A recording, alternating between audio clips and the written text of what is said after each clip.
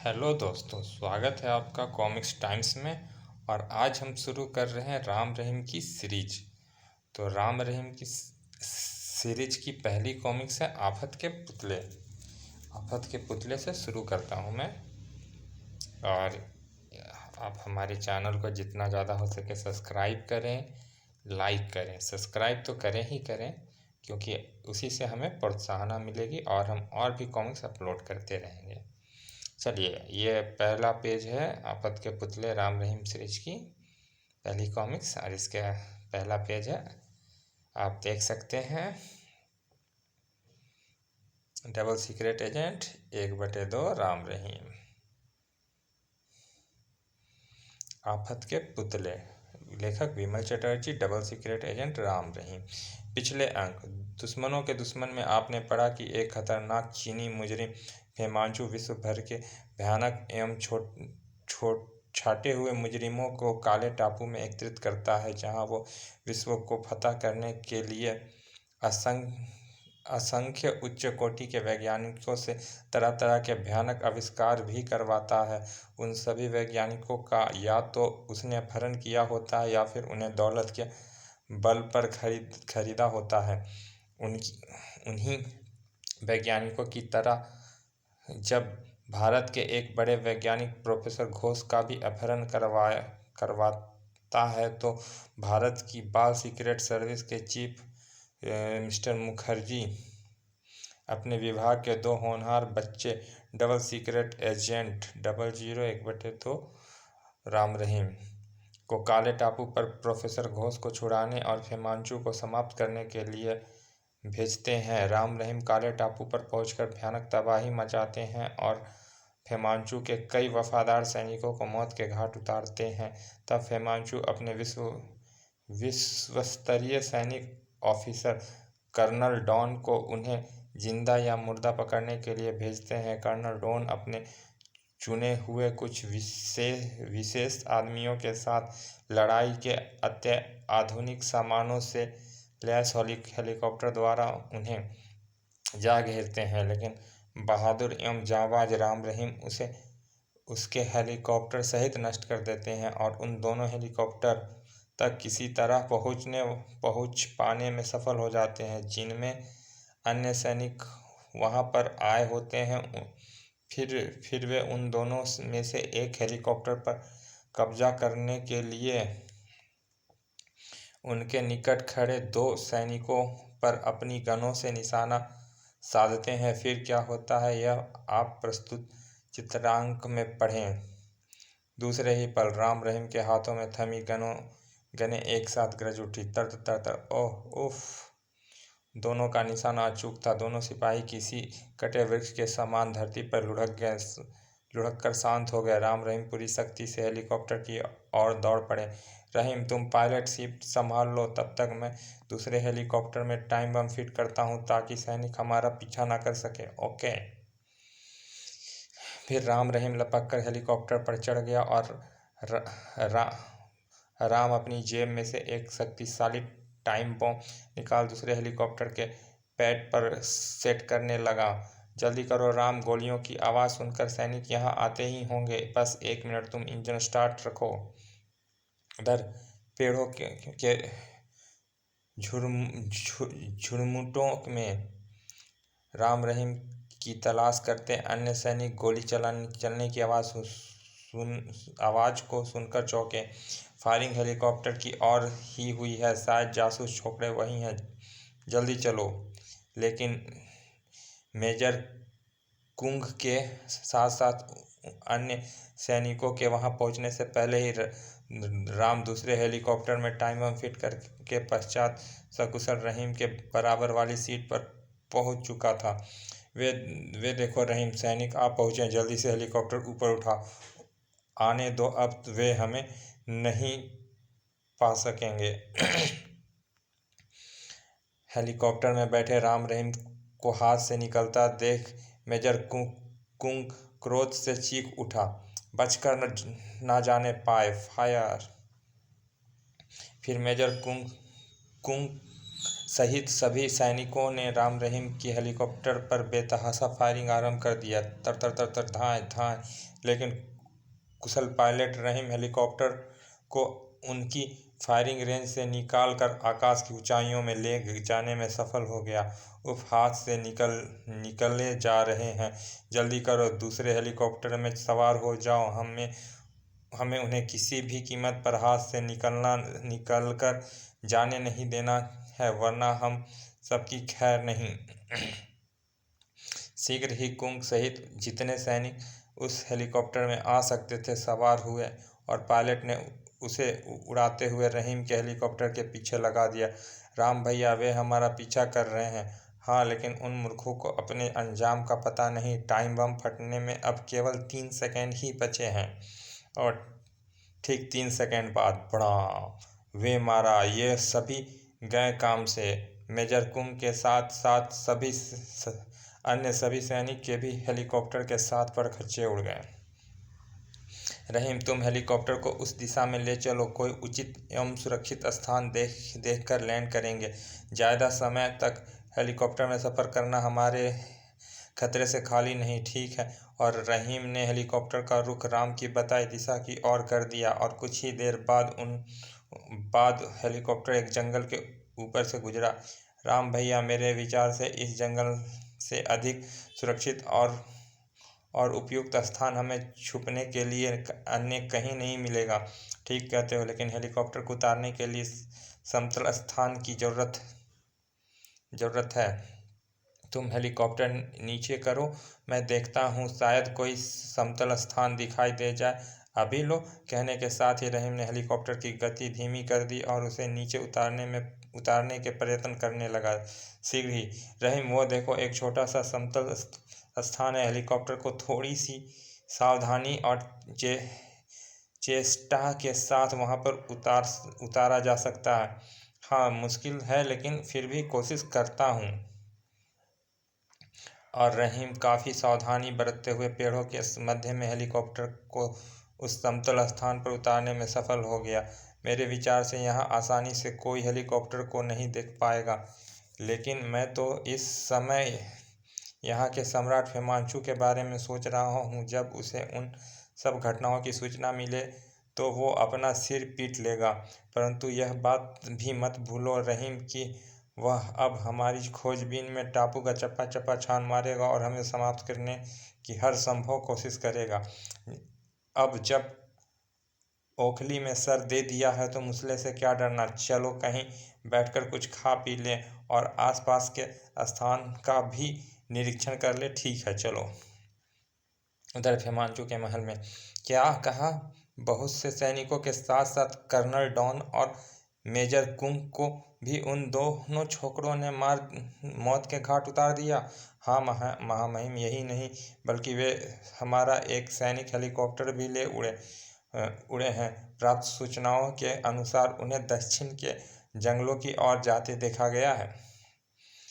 इसका मतलब यह हुआ कि वे छोकरे उतने साधारण नहीं जितने कि हम उन्हें समझ रहे थे। अब उन्हें पकड़ने का काम बुलडॉग को ही सौंपना पड़ेगा। जाओ मिस्टर डोंग को तुरंत हमारे पास भेजो। जो आज्ञा महामहिम। और सुनो, स्कॉट किले के आसपास और भीतर सैनिक की चौकसी और बढ़ा दो, विशेषकर प्रोफेसर घोष की प्रयोगशाला पर। इस संबंध में हम किसी भी प्रकार की लापरवाही सहन नहीं कर सकते। बेहतर है श्रीमान। और स्कॉट सिर झुकाकर कमरे से बाहर निकल गया। कुछ देर बाद फिर स्कॉट की सूचना पर काले टापू में के सबसे भयंकरात्मक इंसान बुलडॉग ने कमरे में भीतर प्रवेश किया। वह हिमांशु का सीक्रेट फोर्स का चीफ था। महामहिम की जय हो, आपने मुझे याद किया। सीनूर। हाँ कमांडर बुल, मैंने तुम्हें भारत से यहाँ आने वाले 2 जासूस छोकरों के विषय में बातचीत करने के लिए बुलाया है। अब तक की तमाम घटनाओं के साथ साथ तुम्हें यह भी मालूम होगा कि वे दोनों हरामी छोकरे हमारे कितना नुकसान कर चुके हैं। जानता हूँ महामहिम। ज़रूरत से ज़्यादा खतरनाक साबित हुए हैं वे दोनों छोकरे, बिल्कुल।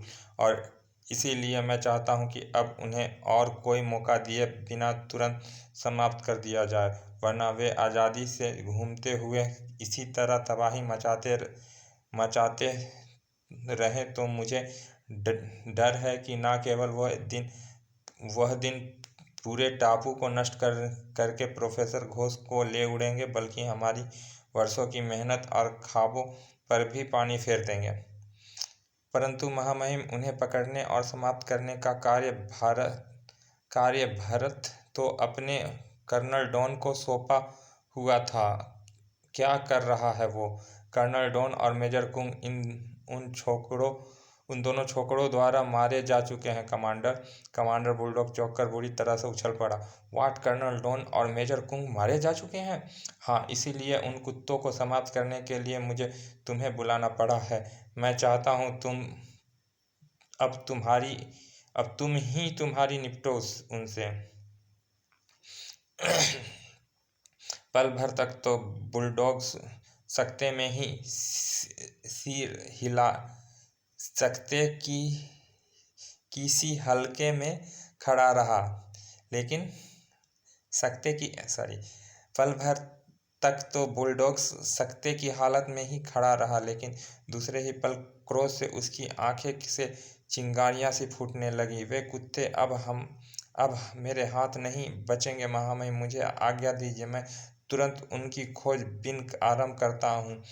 परंतु सूचनाओं के अनुसार वे हेलीकॉप्टर सहित दक्षिण के कोबरा जंगल की ओर जाते देखे गए हैं। मुझे विश्वास है कि वे छुपने के लिए उसी जंगल में उतरेंगे। पाताल में भी क्यों ना छुप जाएं महामहिम, वे दोनों 24 घंटे के भीतर जिंदा या मुर्दा आपके सामने होंगे। गुड, अब तुम जा सकते हो। कुछ ही देर बाद किले से एक विशाल सैनिक काफिला बुलडॉग के नेतृत्व में दक्षिण के कोबरा जंगल की ओर रवाना हुआ। उस काफिले में थल सेना भी थी और हवाई सेना भी। लगभग आधे घंटे के सफर के पश्चात उस काफिले ने कोबरा के जंगलों को चारों तरफ से जा घेरा।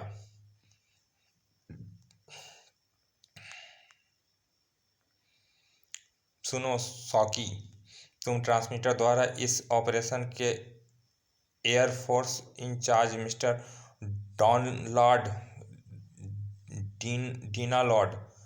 डीनलॉड से संपर्क स्थापित करो और उन्हें मेरी ओर से निर्देश दो कि छाताधारी सैनिक नीचे जंप करें।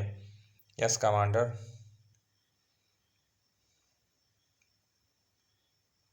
उधर चारों ओर से आती तेज घर चरचराहट की आवाज सुनकर भोजन करते करते राम रहीम चौंक उठे। घर चक चक चक, घिर खतरा। ओह, यह आवाज कैसी है? जरूर सैनिक हमारी खोजबीन करते हुए यहाँ तक आ पहुँचे हैं। तब तो हमें तुरंत अपने हेलीकॉप्टर में पहुँचना चाहिए। हाँ चलो। दोनों दौड़ते हुए अपने हेलीकॉप्टर के निकट पहुँचे। राम भैया, वो देखो। हाँ। ओह।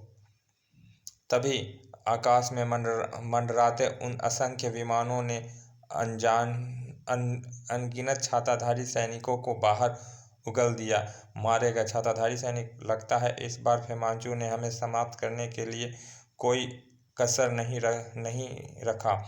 रख छोड़ी है। जरूर जंगल में बाहर भी सैनिक घेरा डाल चुके होंगे।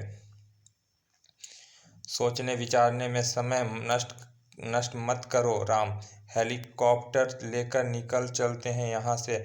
बच निकलने का केवल यही उपाय है। कैसी बचकानी बात कर रहे हो? जानते नहीं ऊपर लड़ाकू विमान है, वे हेलीकॉप्टर को देखते ही नष्ट कर देंगे। ओह, यह तो मैंने सोचा ही नहीं था, लेकिन अब क्या करें?